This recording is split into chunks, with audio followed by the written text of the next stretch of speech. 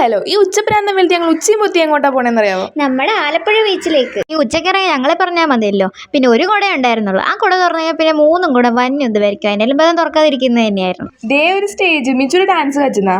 എനിക്ക് ഭ്രാന്തില്ല, നിനക്ക് പിന്നെ ഓൾറെഡി ഭ്രാന്തുണ്ടല്ലോ. നീ കളിക്കുന്നതായിരിക്കും നല്ലത്. എന്തൊരു മാട്ടയാടി, എനിക്ക് വിശക്കുന്നു.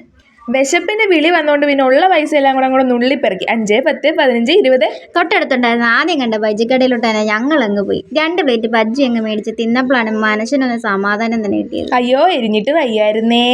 അതിനിടക്ക് നല്ല വെയിലും നല്ല ചൂടുള്ള ബജ്ജിയും എരിവും മൊത്തത്തിൽ അടിപൊളിയായിരുന്നു. ഈ സാധനം കണ്ട ഇത് മിച്ചം അടിച്ചെടുക്കാൻ വേണ്ടി നോക്കി, പക്ഷെ കൊടുത്തില്ല. എരിവ് സഹിക്കാനേ പറ്റിയില്ലായിരുന്നു. പിന്നെ മിച്ചം ഉണ്ടായിരുന്നു. ആപ്പിട്ട് ഒരു 10 രൂപയായിരുന്നു ഐസ്. പിന്നെ ഈ പറയുന്ന സാധനങ്ങളൊന്നും വാങ്ങിക്കാൻ നമ്മുടെ ഓൾറെഡി പൈസയേ ഇല്ലായിരുന്നു. അങ്ങനെ അതും മേടിച്ചുകൊണ്ട് പിന്നെ അങ്ങോട്ടങ്ങ് പോയി. വഴി കിടന്നൊരു 100 രൂപ കിട്ടിയിരുന്നെങ്കിൽ ഇപ്പൊ കിട്ടും നോക്കിയിരുന്നു.